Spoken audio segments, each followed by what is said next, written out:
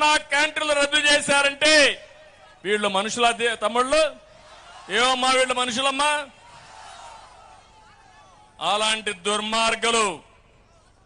ఇంకో పక్క మీరు చూస్తే కుప్పంలో చిల్లర రాజకీయాలతో కుప్పి గంతులేసే వాళ్ళకందరికీ హెచ్చరిస్తున్నా, నిన్నటి వరకు మీ ఇష్ట ప్రకారం పోలీసులు అడ్డం పెట్టుకున్నారు. మీరు మేము ఒకటే. ఈరోజు మీకు పోలీసులు లేరు, మాకు పోలీసులు లేరు. ఎలక్షన్ కమిషన్ ద్వారా పోలీసులు పనిచేస్తారు. ఏం తమ్ముళ్ళ సిద్ధమా మీరు? ఏమమ్మా ఆడబిడ్డలు సిద్ధమా మీరు? పుంగునూరు నుంచి ఒక అతను వస్తా ఉంటాడు దోపిడీకి, ఇక్కడి కప్పం కట్టించుకోవడానికి. కబద్దారు, నువ్వు దోచిన డబ్బులన్నీ కక్కిస్తా. ఎక్కువ రోజులు లేదు. అంతేకాకుండా నేను ఒకటే చెప్తున్నా, ఎన్నికలు వచ్చాయి. ఎన్నికలు వస్తే ఎన్ని డ్రామాలు ఆడాలనో అన్ని డ్రామాలు ఆడారు. ఒక విషయం మీరు చూడండి, మన నియోజకవర్గంలో ఎప్పుడైనా సరే హింసా రాజకీయాలు ఉన్నాయా? రౌడీజం ఉందా?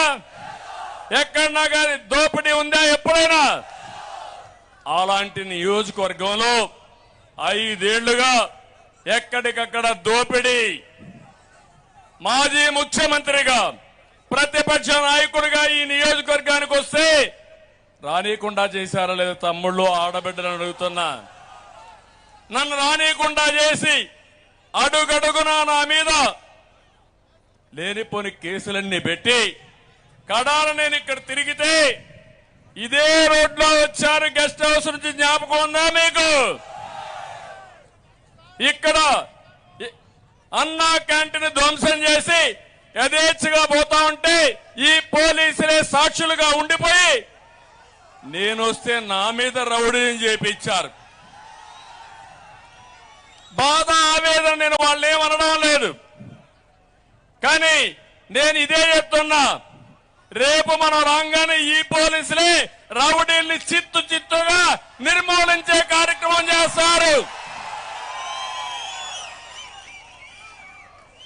నేను ఆ రోజు ఇక్కడి నుంచి వెళితే ఆ రోజు సాయంత్రం మన వాళ్ళని 100 మంది పైన కేసులు పెట్టి, పాపం ఇక్కడే ఉన్నాడు అందరూ నాయకులు, గౌరవాన్ని శ్రీనివాస్ సహా అందరూ నాయకుల్ని జైల్లో పెట్టారు. మునుస్వామి అందరినీ జైల్లో పెట్టారు.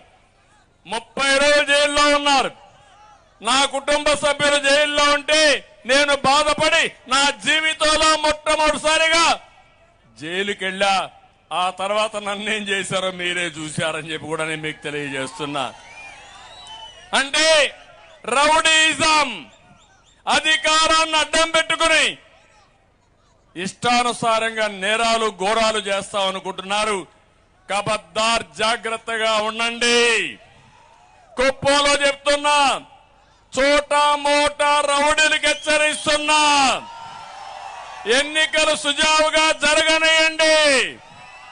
ఎన్నికలు సుజావుగా జరగనీయకుండా అడ్డుపడితే మా తమ్ముళ్ళు ఎవ్వడికి భయపడడు. ఏం తమ్ముళ్ళు భయపడతారా మీరు? సైకిల్ స్పీడ్ పెంచండి. అడ్డొస్తే పచ్చడిగా తొక్కుంటా వెళతాం కానీ ఎవరిని వదిలిపెట్టాం. ప్రజాస్వామ్యాన్ని కాపాడుకుంటారా లేదా మీరు? కాపాడుకుంటామంటే గట్టిగా చెప్పండి. మీరు చూశారు, ఎన్నికలు వచ్చాయి. మొన్నే ఈ ముఖ్యమంత్రి సైకో ముఖ్యమంత్రి అందరి నీవా నీళ్లంటూ హంగామా చేశాడా లేదా? వచ్చాయా నీళ్లు? అయ్యా ముఖ్యమంత్రి, మా కుప్పం అంతా కొట్టుకోబోతా ఉంది, ఎక్కడ చూసినా నీళ్లే ఉన్నాయి, మునకైపోయింది. హెలికాప్టర్లు పంపించి మమ్మల్ని రక్షించడానికి. అవునా కాదా? డ్రామాలు ఆడతావా? సినిమా సెట్టింగ్లు పెడతావా? నీళ్లు ఎక్కడి నుంచో తెచ్చారు, గేట్లు ఎక్కడి నుంచి తెచ్చారు, గేట్లు పెట్టారు, నీళ్లు ఎత్తారు. ఈయన వెళ్ళాడు, తెల్లవారితో గేట్లు తీసుకుపోయారు. మన తమ్ముళ్ళు ఆ కాలంలో నీళ్లు లేకపోతే నేరుగా పోయి కాలువలో కూర్చొని జగన్ జలగా